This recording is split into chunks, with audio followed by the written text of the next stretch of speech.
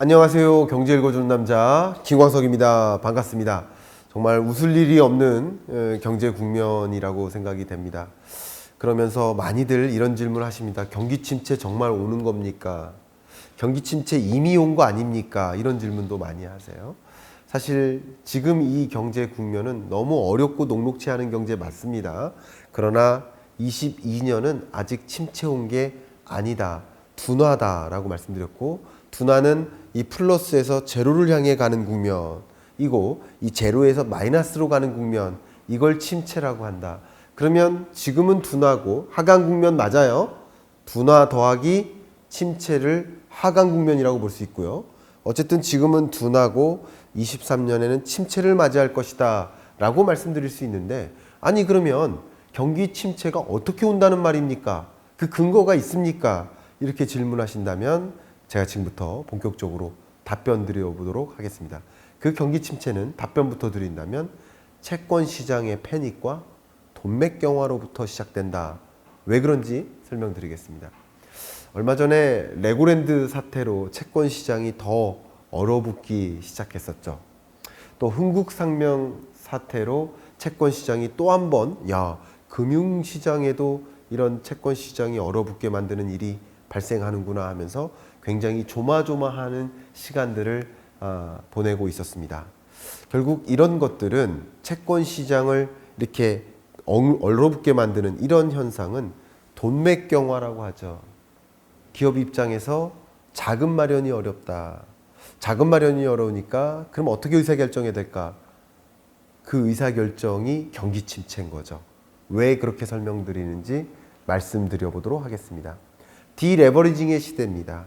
기본적으로 이 기업들은 자금을 마련하기 어려워서 어떻게 합니까? 쪼입니다. 허리띠를 졸라매야 돼요. 사업 규모를 줄여야 돼요. 아이폰 14 증산 계획을 철회하죠. 이따가 말씀드리겠지만 많은 IT 기업들, 아마존도 마찬가지예요. 고용 규모를 줄여나가기로 액션을 취하죠. 자금 마련이 어려워서 그래요. 자금 마련을 할 수 있다 하더라도 너무 금리가 높기 때문에 그 높은 금리를 가지고 자금을 마련해서 사업을 할 필요가 없죠. 대출 금리가 만약에 7%다라고 해볼게요. 근데 기업 입장에서 이거 사업해봐야 수익성이 7%인데 굳이 대출 받아서 7%짜리 수익성을 영위하기 위해서 사업할 필요가 있습니까? 그것보다 안 되는 사업들은 어떻게 할까? 정리하겠죠. 하물며 은행들도 마찬가지예요. 제가 이미 말씀드렸습니다만 23년 경제전망에서 제가 강조했던 주제가 디레버리징의 시대다라고 말씀드렸죠. 2020년에는 금리가 워낙 낮았기 때문에 낮은 금리를 이용해서 대출을 끼고 투자하는 거, 기업 입장에서 채권을 발행해서 적극적으로 신규 사업하는 게 그게 좋은 공식이었던 거예요. 좋은 재테크 공식, 좋은 경영 공식이었던 거예요. 그러나 21년 끝자락부터 금리가 올라가기 시작했고 22년에는 디레버리징의 시대로 전환된 거죠. 23년은 더 하죠. 금리가 더 올라가니까. 근데 이 과정에 기업들이 부실이 발생하니까 은행 입장에서는 나도 대출을 함부로 해주면 안 되겠다.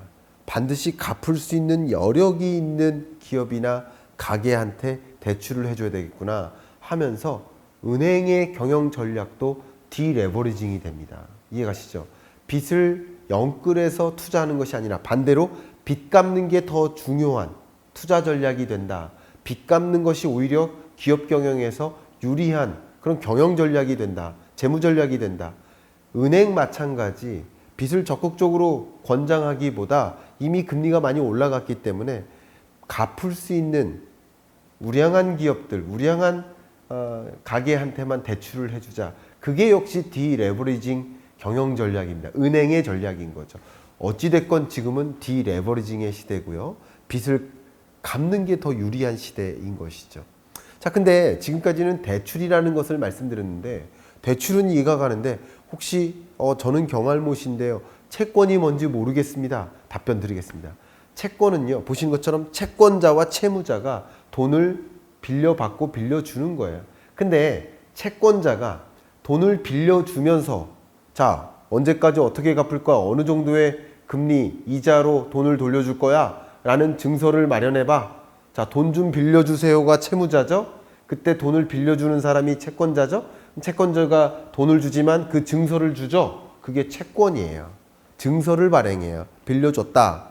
자, 3개월마다 연 8%의 이자를 주세요. 그리고 3년 뒤에는 원금도 같이 주세요 하는 약속을 적어놓은 증서가 바로 채권입니다. 대출과 채권은 차이가 뭘까요? 개인이 은행으로부터 자금을 조달받는 게 대출인 것이고요. 기관, 국가도 마찬가지죠. 그럼 국가가 발행하는 게 뭐예요? 국채고, 회사가 발행하는 걸 회사채라고 하는 거죠. 어쨌든 그 기관이 채권을 발행해서 은행이나 그 밖의 투자자로부터 자금을 조달받는 방식이 채권입니다. 결국 대출이나 채권은 유사한 개념이다. 그러나 그 채권은 그 증서가 남는다. 이렇게 이해하시면 채권 정리되셨죠? 예, 그게 채권입니다. 그런데 이 채권 시장이 불안하다라는 거예요. 보시는 것처럼 회사채든 국고채든 전반적으로 올라가고 있죠. 이렇게 올라가는 이 배경 속에서 기업들은 아무리 높은 금리를 가지고 채권을 발행해도 이 채권을 사줄 사람을 못 찾는다라는 뜻이에요. 채권 금리가 이렇게 올라간다는 얘기는. 그럼 투자자를 못 찾는다. 투자자를 못 찾으면 자금 마련이 어려워진다. 라는 것을 뜻합니다. 이해 가셨죠? 채권 시장이 불안하다라는 것은 바로 그 뜻입니다. 실제 이게 얼마나 불안한지를 설명드리고 싶은데 22년 3분기에 아무리 높은 금리로 채권을 발행해도 그게 다 매각되지 않아요. 매각되지 않아서 남는 미매각분이 14%였어요. 22년 3분기. 근데 이게 얼마나 심각한 숫자이냐면요. 21년 3분기에 미매각률이 1%입니다. 그것과 비교하면 21년 3분기는 채권 발행에서 자금 마련하기 위해서 노력하면 다 투자자를 찾을 수 있었던 시대라고 볼 수 있겠죠. 99%가. 근데 22년 3분기 들어서 그냥 10%도 아니고 뭐 14%나 상승했고요. 심지어 이 3분기는 7, 8, 9월을 뜻하겠죠. 근데 9월 미매각률이 20%가 넘습니다. 그러면 9월이 20%면 평균적으로 14%라는 얘기는 20%, 여기 8월은 14%, 7월은 뭐 10%, 예를 들어서.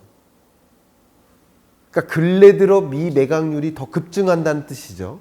심지어 여러분 한국전력공사도 한전채를 발행하는데 미매각되는 일이 발생하고 한국도로공사, 과천도시공사 이런 공공성격에 있는 채권마저도 미매각되는 마당인데 한전채가 여러분 트리플 A 등급이에요. 우량주예요. 초우량이에요. 그런데 상대적으로 덜 우량하다고 평가받는 민간 회사채들은 발행하면 다 팔릴까요? 어렵죠. 그것이 굉장히 중요하다라는 것을 뜻합니다. 실제 근데 그게 회사채 만기가 도래할 때 차환 거래가 가능할까요? 라는 질문을 많이 하세요. 이게 무슨 말이냐면 실제 위기는 23년에 온다 라고 그 말씀을 드렸던 이유가 회사채 만기가 23년 상반기에 54조 이상입니다. 앞으로 기업들이 회사채 갚으세요라고 투자자들이 쫓아오는 그 회사채 만기가 이렇게 도래하는데 보통 회사채 만기가 도래할 때 새로운 채권을 발행하고요. 그 발행한 채권을 통해서 이 채권을 만기 도래한 채권을 갚는 방식이에요. 이게 차환 거래예요.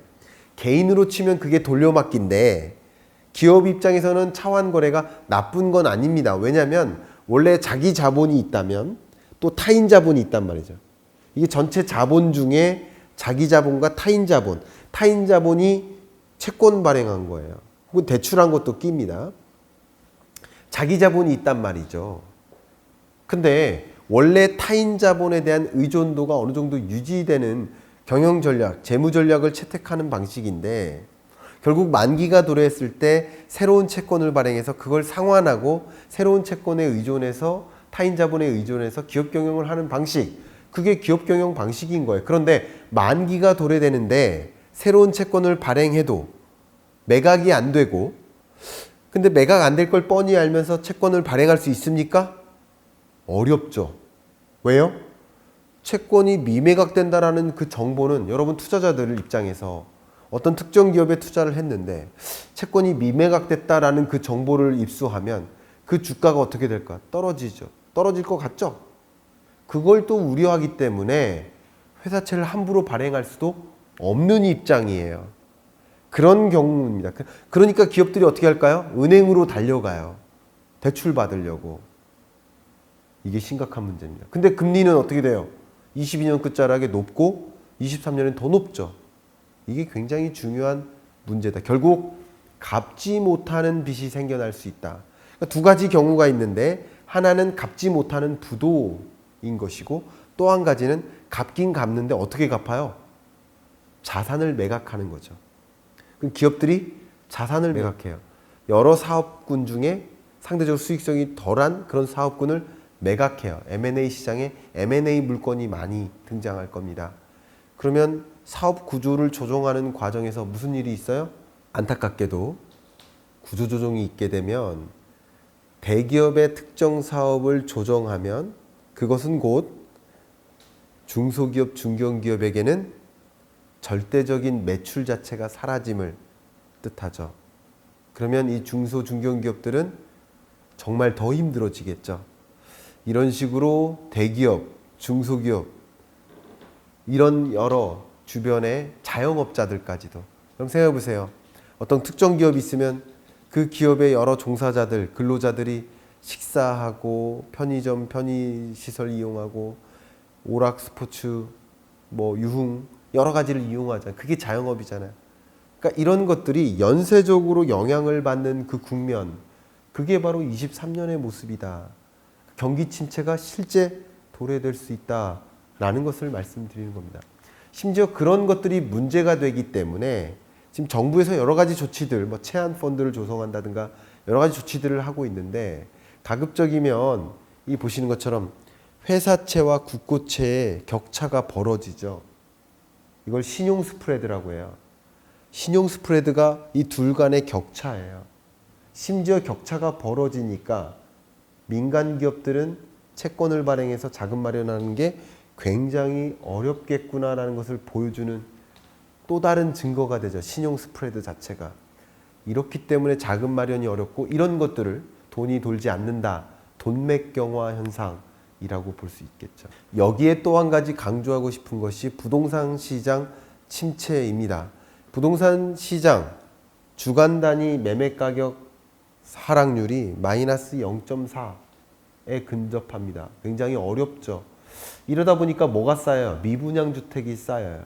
그러면 건설사들은 이게 PF라고 하죠. 프로젝트 파이낸싱. 건설할 때 자금이 없으니까 자금을 빌려다가 이거 다 짓고 나서 분양 완료되면 그때 갚겠다 하는 게 부동산 PF예요. 근데 미분양 주택이 쌓이니까 갚을 능력이 있어요, 없어요? 없죠. 그럼 건설사들한테 PF로 자금 제공해 주겠어요, 안 해주겠어요? 안 해주겠죠. 또 다른 채권 시장의 불안인 거죠. 부동산 시장 침체도 같이 맞물리기 때문에. 근데 그 미분양 주택이 굉장히 빠른 속도로 늘어나고 있죠. 이건 굉장히 불안한 증세고요. 제가 부동산 시장 전망은 다시 한번 조만간 해드리겠습니다만 이것은 부동산 시장 매매 가격에 상당히 또 큰 영향을 미치겠다. 자, 이런 것들이 반복되다 보니까 이런 자금난 때문에 사업 규모를 조정하고 그러면 고용 충격이 발생하는 거죠. 그런 것들이 이미 시그널로 나오지 않았습니까?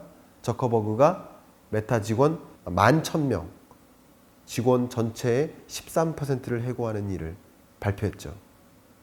트위터도 직원 50%를 해고하고 스냅도 인력 20%를 감축하고 아마존도 애플도 신규 채용을 중단한다거나 하는 이런 고용 충격으로 야기될 만한 그 징후들이 많이 나타나고 있죠.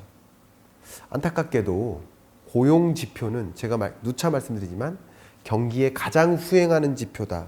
근데 이런 고용 충격도 이제 그 성적표를 받아볼 시점이 조만간 오겠구나. 23년 초에는 오겠구나 하는 생각이 안타깝게도 드는 국면입니다.